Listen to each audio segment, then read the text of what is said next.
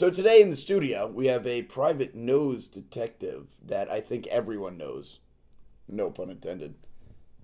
His name's Bruce Can, and he is one of the most fabled and storied private noses, or the one of the only that I can.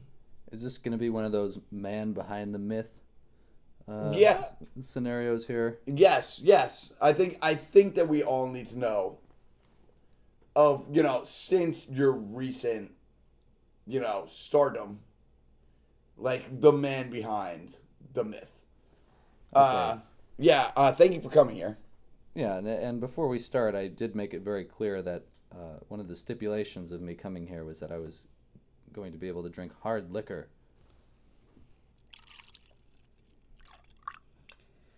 You might as well rack it for me too.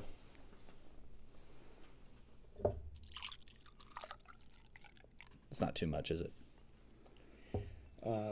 Not for a horse.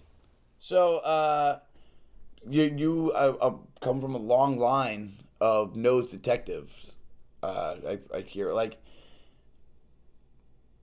Do you have like passed down techniques? Is there like any secrets of the trade that you wouldn't mind disclosing? No, I wouldn't want to give away any information that would compromise my line of work. However, there are fundamental principles that every nasal private investigator lives by. And one is that the first and most important one is that there is no unique smell. There is no foul odor. There's only unique and foul criminal intent. Or perfectly ordinary day-to-day intent. When you say unique smells, Unique intent. yes, A unique source. like the root. So the root of it. It's the symptom, is what you're saying, of the cause. Yeah, that's absolutely correct. Well, that's a pretty it's a beautiful way of looking at nasal detection. I'm now you as a like this is a long line of, it seems like, things you do. How to get completely off subject, like how do you feel about like Febreze, like from someone that is always on? It seems like smelling like. Well, I know that in the Eastern technique, Febreze is, or any form of odor neutralizer is frowned upon. It's seen as being destructive to the art and the principle of nasal investigation. However, I see that as yet another clue. How would you say that you've built your nasal palate? Well, it's not so much about what I can smell. I think I have a perfectly ordinary sense of smell in terms of sensitivity, but it's about how I discern smells. So, Like I could be using your nose, for example, but mm-hmm. it's really the intuition and the experience behind it. So how would one of us start to build our nasal palate in the way that you do? Well, it depends on what line of work you're going into. If you're going to be a wine connoisseur, then you would go about it in a completely different manner. If you were making perfumes in Paris, but I think that the most important thing in my line of work is to understand the criminal mind and to have a intuitive sense of where odors are coming from And the criminal smell. and the criminal smell. So, I think the question that we've been roundabout getting to here is, we all have heard about your latest resolution of that what is being dubbed You're talking about the Toronto buttermilk heist of 2009. Yes, that is the word on everybody's lips and nose. Yeah. What about it? We all know the facts. The facts. What they told you. We all know what they told us. Yeah. But you are the man behind the facts. Well, yeah. And we need to know how. This is the first time that you've ever been interviewed, and I feel genuinely privileged. I kind of want to hear, like the sort of behind the scene. How did you find this out? Well, before I get into that, I need to have a shot of medicine. Otherwise, I might stammer and stumble.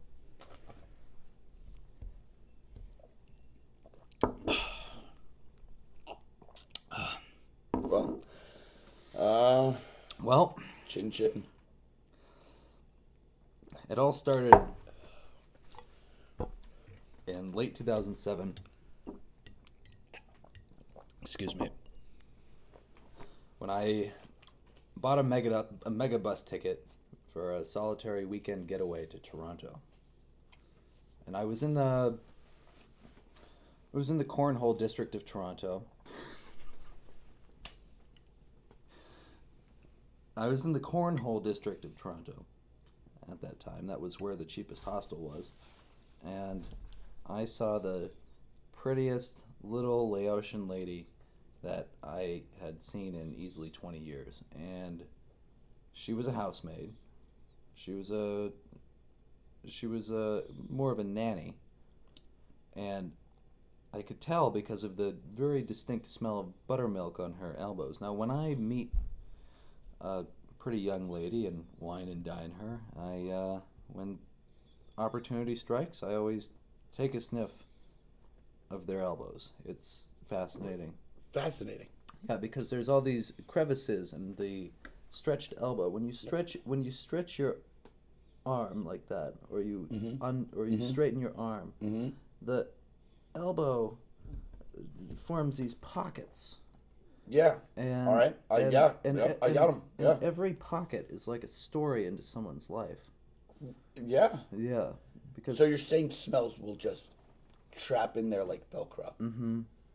And the finer sex typically has a more sophisticated elbow smell. All right. Yeah. All right. And you can tell a lot about a woman by the smell of her elbows. And you could bring up all sorts of subjects. Well, I could tell right away she was a nanny. All right. But there was something odd about it because the buttermilk smell was overwhelming. It was almost obscene. Too much buttermilk on her elbows. Yes. I see where you're going with this. Now, usually I can pinpoint a smell and its cause immediately, but when there's something larger at play, it takes some time. Did you know about the buttermilk disappearance? Not at all. All right. Not at this point. At this point, you were still... At this point, the media hadn't figured out about it. I don't think that the police had even been contacted. Well, they kept it under wraps for a little while. They didn't want to alert anyone to this big vanishing. They didn't want to go... It's a lot for the citizens of Ontario to take in. Yeah. It's very, they're very impressionable people, and they're very easily excited. Well, tourism, too. They didn't want to hurt the tourism. They didn't want to hurt tourism. I heard. Yes. All right. So, go on. So... After a couple of days of, walking around and seeing sights, one thing led to another, and a little bit of wine and pillow talk, and I had myself a case. Suddenly. And with the Laotian. Now, what do you mean you had yourself a case? Like, did something crack? Did you what gave it away finally? Well, I can't, because there are certain parts of this investigation that are ongoing. I can't disclose all this information. Well, what it said in the newspaper is that one day after she had left, you followed her to a warehouse. Yes. An abandoned warehouse. That was... First, may I add that usually when I take a case, it's strictly contract work. So It doesn't matter what kind. It doesn't matter for what purpose were you or for whom. It matters. There's a price, but I took it upon myself. a mercenary nose detective? No, not yeah. Typically a mercenary, but now I was performing as a citizen. Well, I guess not a citizen of Canada, but of a citizen of humanity. You don't have to tell me, but someone did hire you in a high up Canadian office, right? All right, fair enough. We won't go into that. So, what happened when she left that day? Well, the morning after, she got in her rented Volvo and drove far out of Toronto, and I actually was late to catch her. I had intended on following her as a. What did her Volvo smell like?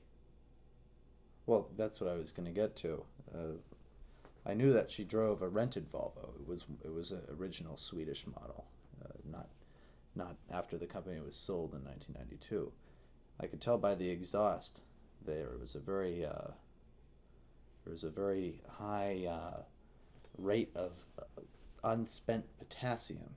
Now, most people don't know this, but Canadian gasoline is adulterated with potassium, and that particular era of Volvos didn't burn the potassium at the rate that modern cars do. So I smelled her far and wide, all the way to the small town of Asbestos, Quebec. You were able to follow her car's smell from the potassium coming out of the exhaust to Quebec. Yes, and there were a couple spots where I thought I might have lost her, but I followed my intuition, and I did see her Volvo sitting outside of a warehouse in this small town. That's incredible. That you could pick up potassium. Mm-hmm. Bananas didn't throw you off. You were so keen on that. Oh yeah, fruits Right. and vegetables. These are the cardinal scents. You can tell, like, yeah. So when you got to this warehouse, what happened? Well,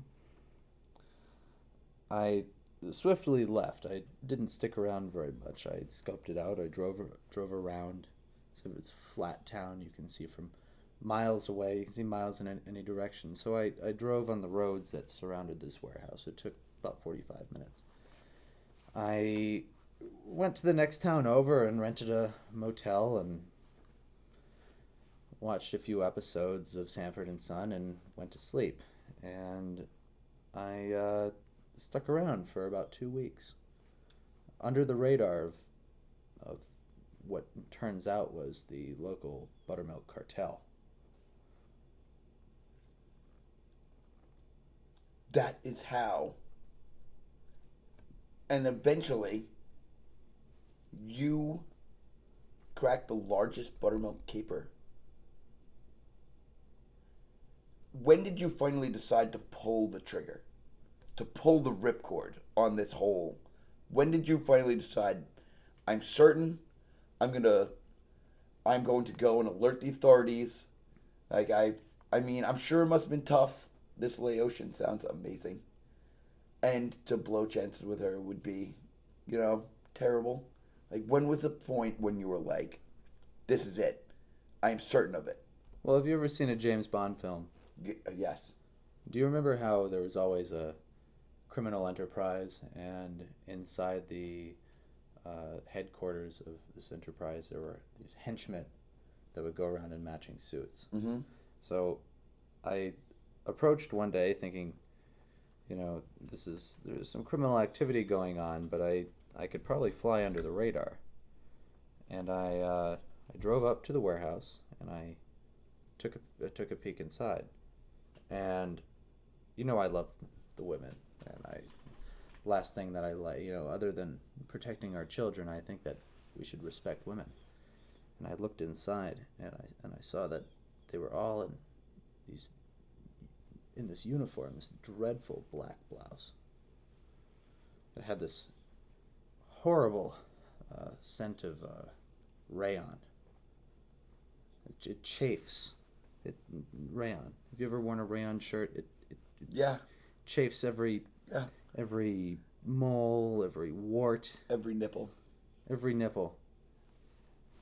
That's what I was getting at. I figured we'd cut to the chase. Yeah,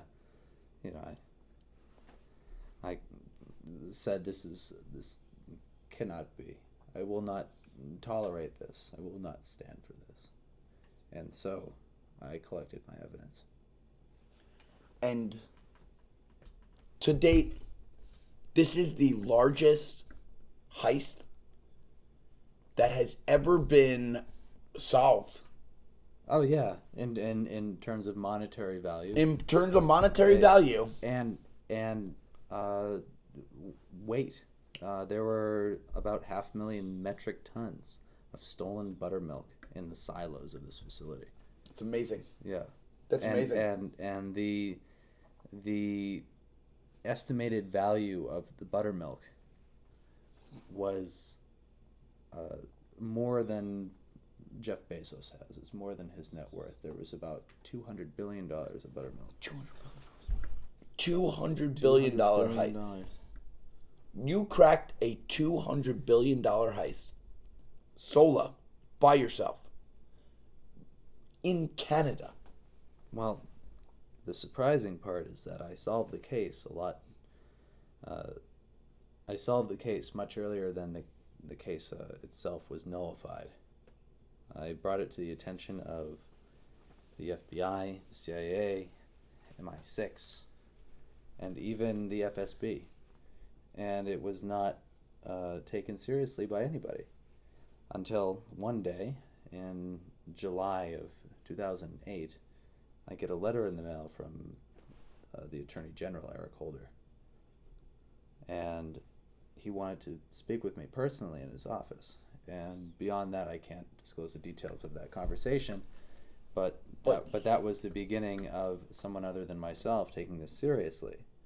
It turns out that this particular case ended up exposing the corruption of scores of representatives and senators in both the American Congress and Canadian Parliament. Well, I'll tell you. And that everybody knows that already. Those are the well-known facts at this point. I mean, yeah, there is, in my eyes, Bruce Lee and you as top 3 most bad people in the history of humanity. Thank you so much for stopping by. You're the man. I can't wait to hear about what your nose figures out next. Well, Cheers. thank you. Cheers. I'll smell to that.